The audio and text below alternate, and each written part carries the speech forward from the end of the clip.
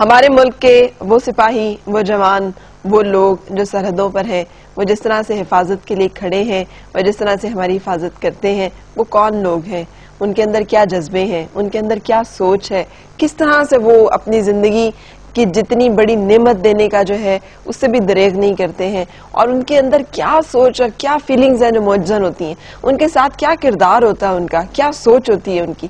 یہ سب چیزیں جو ہیں یہ شاید آپ کو اس چھوٹی سی بات سے کنوے ہو سکیں. کیپٹن محمد اقبال شہید ہلال جرت کا اعزاز انہوں نے حاصل کیا ایک مارکے کے دوران جہاں انہوں نے اپنی جان کی جو قربانی ہے وہ دی. ان کی ایک وصیت نامہ ہے، بہت چھوٹا سا، سمپل سا، آسان سا، جس وقت میرے ہاتھ میں، اور میں آپ کو وہ سنانا چاہ رہی ہوں.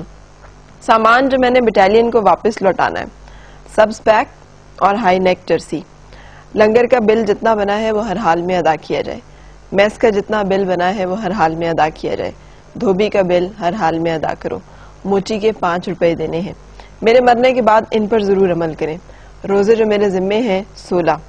24 مئی 1980 کو بینک سے قرض لیا 900 روپے. یہ بی ایس سی اسٹوڈنٹس کو ملا تھا. پشاور یونیورسٹی ایڈمنسٹریشن بلاک سے اس کے بارے میں معلوم کیا جا سکتا ہے. ان پیسوں کو لوٹا دیا جائے. یہ میرے ذمے واجب الادا ہے. میری قبر کو پختہ نہ کیا جائے اور اسلامی شریعت کے مطابق اس کی اونچائی رکھی جائے. نہ میری قبر پر پھولوں کی چادر یا سہرے یا کوئی اور دوپٹہ بچھایا جائے کہ اس کی شریعت میں کوئی حیثیت اور وقت نہیں.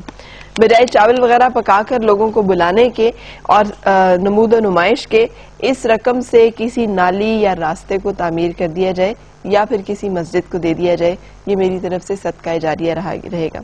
میرے مرنے کے بعد حکومت کی طرف سے اگر پیسے ملیں جو 50,000 یا اس سے زائد ہوں تو 40,000 میری طرف سے قضا نمازوں اور روزوں کے فدیے کے طور پر غربا اور مساکین میں دے دیے جائیں.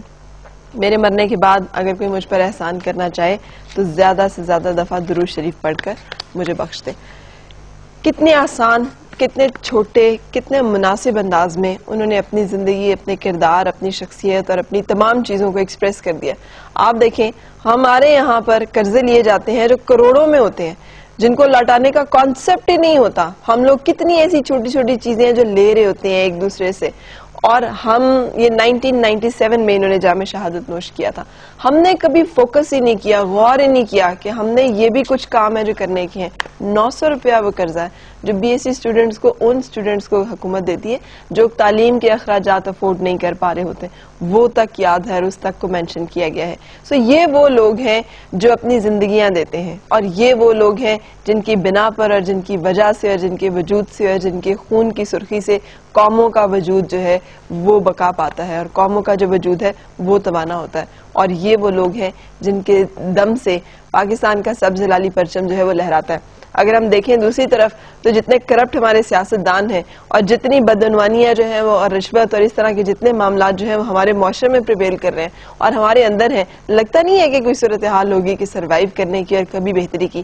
لیکن جب اس طرح کی چیزوں کی طرف دیکھتے ہیں تو یہ امید اور یہ آس اور یہ ایک دل میں جاگ اٹھتی ہے کہ نہیں، ابھی ہے، ابھی کچھ لوگ ایسے ہیں جن کی وجہ سے ہم پر آنچ نہیں آئے گی. کچھ لوگ ایسے ہیں جو اپنی جان دے کر بھی اس دھرتی کا، اس وطن کا، اس ملک کا، اس قوم کا دفاع کرنا جانتے ہیں، اور جب تک یہ لوگ ہمارے درمیان موجود ہیں ہمیں کچھ ہو نہیں سکتا. سو سلام ان ماؤں کو، سلام ان بہنوں کو، سلام ان بیٹیوں کو، سلام اس گھر کو جس نے ایسی شخصیت کی اور ایسی کردار کی بنیاد رکھی.